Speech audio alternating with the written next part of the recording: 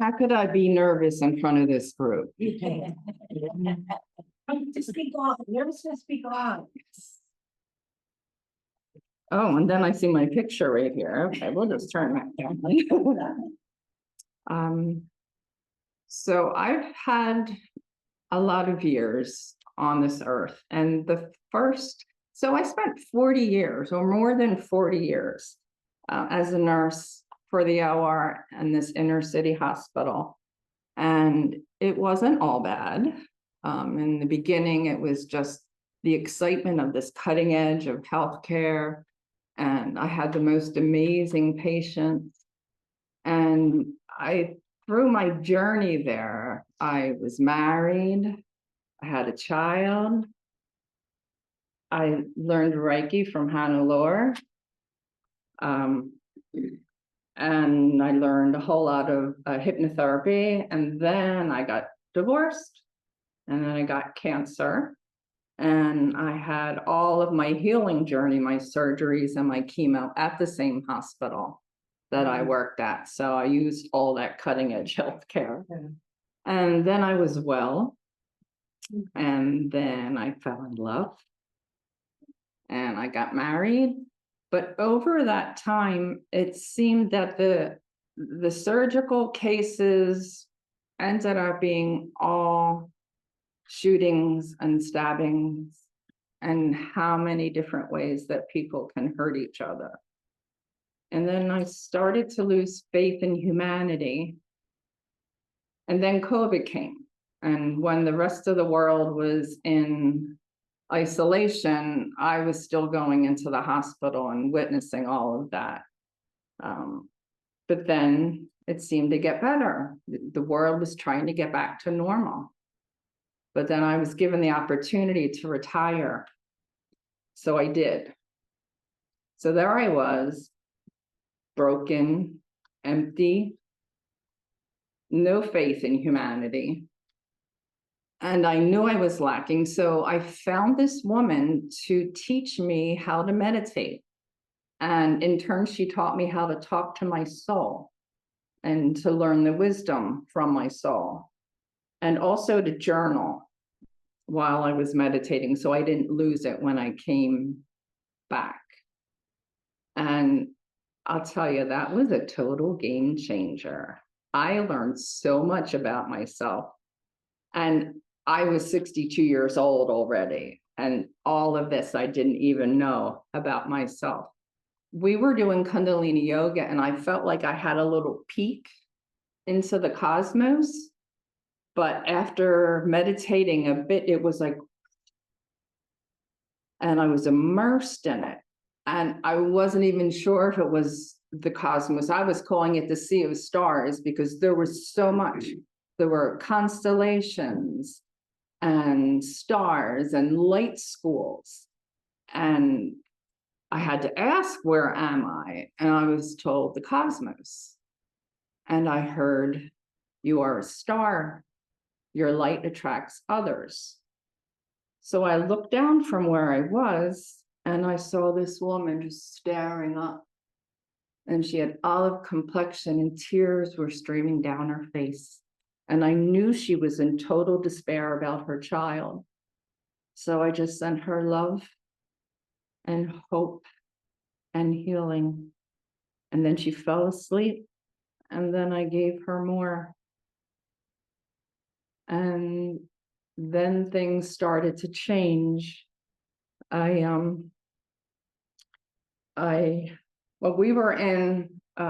rented this remote cabin on the water in Alaska, and I was meditating everywhere I went. So I meditated there, and this woman came in and sat down in my meditation, and I didn't know who she was. It was just really amusing to me. But she sat down, and she had these nondescript clothes, but she had this beautiful smile on, and her eyes were downward. And I thought, oh, this is pretty cool. But I still didn't know who she was. So then the next day I was looking through a book, and I saw a painting and a sculpture, and they both had this woman's face on it. And it was Kuan Yin. And I thought, that wouldn't be possible. Like, why would she be coming to me? I'm just me. But it was just, I had this feeling. And so then when we drove into town, so I could get reception, so I could call my spiritual advisor. And that's not what she calls herself. She's a priestess and a healer. But I called her and I said, Lisa, is it possible? Like, why would Kuan Yin come to me? And she said, but of course, you're a healer. You've always been a healer. And so I thought, well, maybe this is Kuan Yin. And then in meditation, things changed even more. And I would just have so much love in my heart space that I moved up, but I wasn't sure where I was. So if you just humor me a little bit, I'd like to just read a couple excerpts from my journal. So hopefully you feel what it is that I felt. I moved up, went into the, what is it called? The open. How do I find them? Be ready with love. Kuan Yin, what do I do? Pray for the souls and wait. I'm in the open. I try to fill it with love, love for the souls. How will I know when they are here? They are here. I saw a woman. Don't be afraid. Fill them with love. Before they go to the light, fill them with love. So what I saw was light souls come in.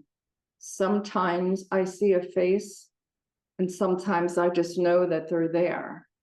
And they come in, and sometimes I feel what their journey was on earth, whether it was joyous and they contributed, or whether they had a really rough life. I felt children come in and how afraid they were. But when they come in, there's something over here, and that's not for me, but it is there. And when souls come in, sometimes there's like this twitter of excitement that their families are gathering there, and they're so excited to meet them as they come in. And this experience just continues. It's, I call them light souls because that's what I knew that they were. I only saw a woman's face once, but then the rest of her was like a comet, and they just come in and they go home. I knew that's what this was going home. So then I wrote, or then I experienced and then wrote, how do I appear to them in the open? Like a light, like an angel? You are just love. And I had the poignant feeling they are coming home. And then just a little bit more from my journal. In the open, everything goes with love. There is great joy. It is electric when they go through, like a spark or a snap. In the open, so much love. You've journeyed well. Now you are going home. So I shared this with Lisa, my spiritual advisor, and she said, Maureen, you're a mystic. And I thought, oh, no, I'm not. I did 12 years of Catholic school. I know what a mystic is. I am not a mystic. I just, I just didn't own that at that time. And I hear you were bringing light, not of this world. So my meditations progressed, and I knew that I was helping in the heavens, but I asked, how do I help on earth? And I was told meditation for seniors. And I saw myself talking to a director, and I saw women in the class doing the hand mudras. And I just was like, I don't know about this. I mean, I'm just learning how to meditate. How am I going to teach someone? But just in case, I took a course and became certified as a meditation and mindfulness teacher. And then as time went by, I asked again to my soul, so what do I do? Like, do I talk to the director? Do I make a PowerPoint? And I was told, PowerPoint. Make it 6 pages long. So that's what I did. And I went up and talked to the director at the Bucks County Senior Center. And by the time I got home, he was calling me and telling me, you know, when you want to start the class. So all along, beautiful things happen, beautiful connections and voices and experiences. I had I needed a radiology procedure that I needed to be awake for. And I was worried that my cancer was coming back. Not my cancer, the cancer was coming back. So as it begins, I close my eyes and I say to myself, and here it goes again. And just then, I saw angel wings come around like this and hold me. And I thought to myself, well, this might not be that bad after all. And then in the beginning of 2023, I was at a cacao ceremony, and I've had a few of them and different things happen. But at this one, I had drank the cacao, and the woman said, I put some witchy ingredients in there. And I thought to myself, oh, did you have to say that? Like, why couldn't you just say priestess stuff in there? And then I heard, do not deny what you are. And I heard Hecate. And I didn't know who she was.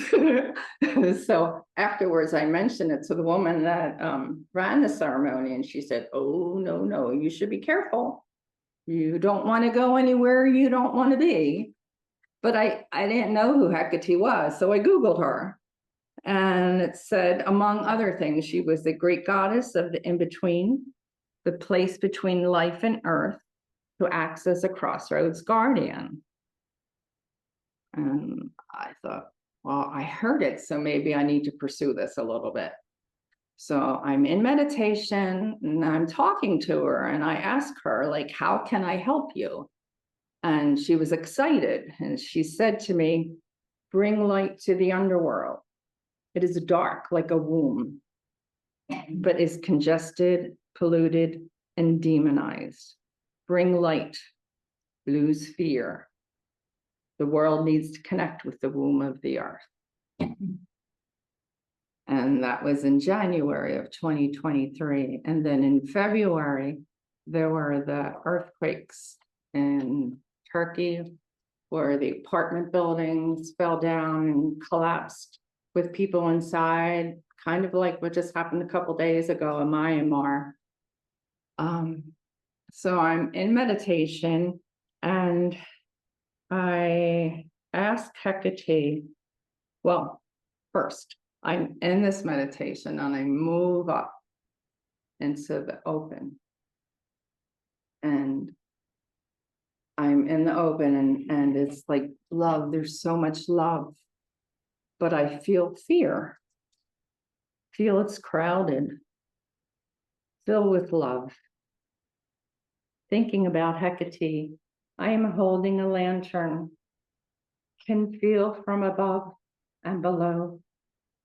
Become a beacon for the sufferers, moving over ruins. Comfort and love to the rescuers. Comfort and love to the souls. Beacon from above and below. To the sufferers, not tears, give love. Can we help them ascend? Be not in the ground. Be not trapped. Move to your peace. goodness awaits those alive. See your loved ones in their glory. See your loved ones in their dreams. Be at peace. The hospital, they are so overwhelmed. Do your best. I give you love and strength. I see them, head down, crying. You are doing so good. Stroking head, arms around. Now go back. Asking Archangel Michael to give them strength.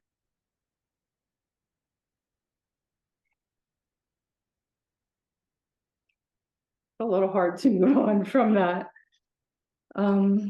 So let's move into when we were planning our trip to Egypt, and I didn't know a whole lot about the gods and the goddesses. So I took a course from a spiritual woman, and her way of teaching was teach you some of the gods and goddesses, and then you go into shamanic journey. So one of the shamanic journeys, our topic was your deepest fears. Now, my deepest fear is the death of a child. And there are so many different ways that that can happen. So I go into the shamanic journey, and this netter, this goddess comes to me, and I really don't know who she is because I'm just learning.